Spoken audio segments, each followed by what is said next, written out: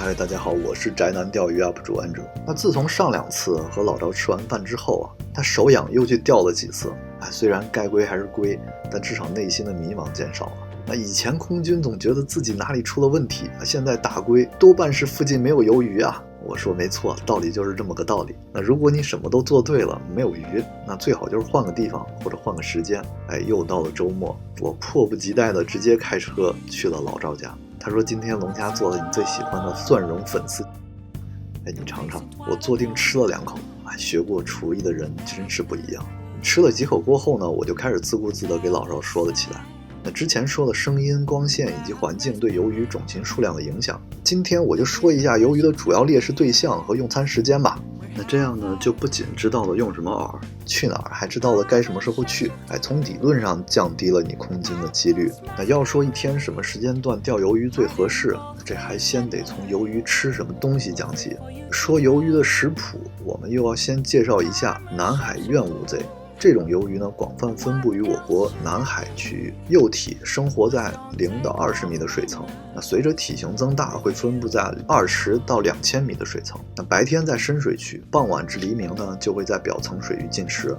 有研究人员将鱿鱼捕捞上来之后，将其解剖，对它们的食物种类、数量、重量分别进行了统计，发现它们的猎食对象为浮游生物、节肢动物、虾、小鱼和其他头足类。我给老赵先看了第一张图，按照重量比来说呢，头足类占了60%，虾为33%，鱼类占了5%，剩下的为其他桡足类甲壳动物。按照数量比来说，略去其他，则头足类的数量占比为62%，虾为26%，鱼为12%。也就是说，此种鱿鱼的主要食物来源是其他鱿鱼，然后才是虾和鱼。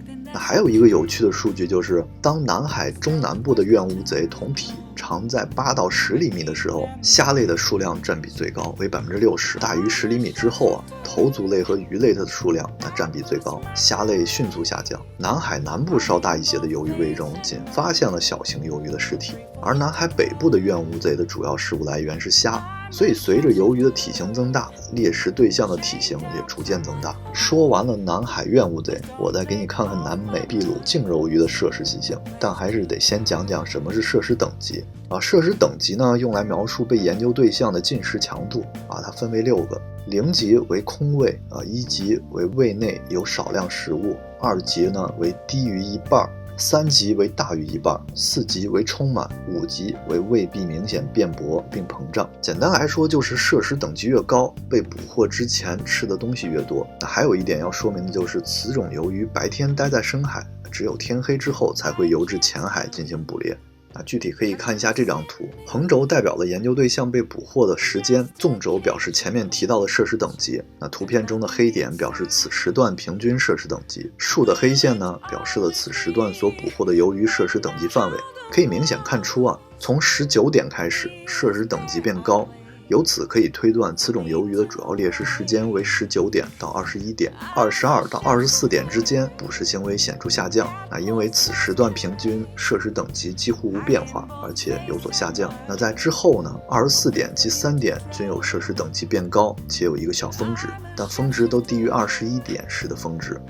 这些数据可以有效地说明此种鱿鱼的主要进食时间为19到21点，还有之后24点到凌晨3点少量进食。我们可以用这个作为一个做钓时间的简单参考。之后研究人员还对胃部残留进行了分析，发现此种鱿鱼在25到40厘米的时候会以虾类为食，大于40厘米之后呢，主要以其他鱼类为食。在20到25厘米的同体中未发现鱼类，25到50厘米的同体中鱼类占比最高，而大于50厘米的同体食物则仅由鱼类构成。最重要的一点就是甲壳类食物残留仅在25到40厘米的同体中的胃中被发现。我其实还看到了其他人研究此种鱿鱼的论文，得到的数据也相似。他们发现同体长小于31厘米的个体主要以甲壳类，就是虾为食，占比达到40%到60%。随着体型增大，主要食物则变为鱼类。在鱼类中呢，则以灯笼鱼为主，其占比为40%到70%。老赵喝了口酒说道：“翻译翻译。”说白了就是鱿鱼不只吃虾，还吃小鱿鱼和其他鱼类。那首先呢，可以用目虾的大小有效选择做钓的对象如果大物很多的话，则应该及时换大饵；如果尽是鱿鱼崽则应该换小号的目虾第二就是遇到大鱿鱼时，可以选择外表像鱼的目虾第三就是尽量选用和本地饵鱼外观相似的目虾。说完上面这些，我们可以得到结论要找鱿鱼的标点就要先找到鱿鱼的进食场所。大一些的鱿鱼首选目标猎物就是虾和鱼，那么虾和鱼的目标食物又是什么呢？也许你们已经想到了，那就是浮游生物和部分桡足生物。那这些生物又在哪里出没呢？根据研究人员观测发现，这些生物大多昼伏夜出，日出前后活动频繁。当然我知道大部分人都会觉得日落的时候渔获多因为压根儿没人日出前起来过小型浮游生物则因为体型较小，不像一般鱼类游来游去，它们主要是上下纵向游动，白天往深水去游光线暗了就游至上层水域当水下有特定的地形例如凹陷、礁石或者有洋流，例如上升流或者是涨潮，就能将营养物质带至表层水域。这时候就是浮游生物的 party， 然后会引来小鱼小虾、大鱼、鱿鱼还有其他猎食者的到来。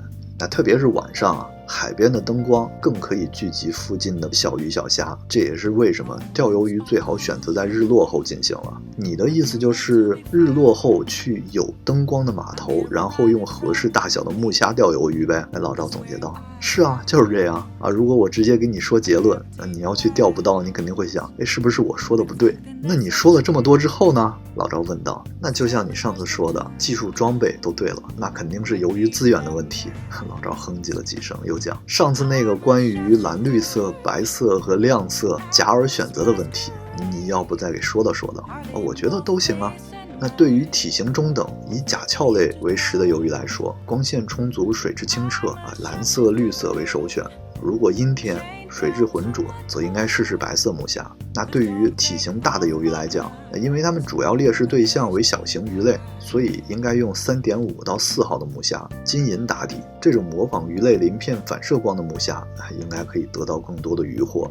那夜晚呢，可以用强反射光或者可以自发光加响支的目虾会更好。白色目虾可以反射蓝绿光，所以依然泛用。当然这些也都是我的个人建议。老赵举起了杯子说，祝我们今年鱿鱼每次都爆桶啊。那最后希望最近的3期视频可以让你在钓鱿鱼的时候减少一些莫名的困扰。因为我自己也钓鱿鱼，但是在网上没有找到自己想要的答案。2个月前，一个网友房特满，请支付一下广告费，谢谢。留言说他有很多系统性的问题，并且一一列举出来，想让我帮助解答。我看完问题之后发现，这些问题也是我藏在胸中已久的问题，我也从来没有认真的回答过自己。借此机会去寻找一下答案，没想到这一找竟然过去了2个月。那为了解决这几个问题呢，我前前后后查阅了将近100篇的科研论文。我不能保证我对论文的解读一定是对的，但至少肯定是我所知道的目前网上距离真相最近的答案。那就将这3期视频献给所有热爱钓鱼的你们，特别是关注我、支持我的朋友。没有你们的关注、点赞的肯定，也不会有我这3期视频。谢谢你们，我是安周，我们下个视频见。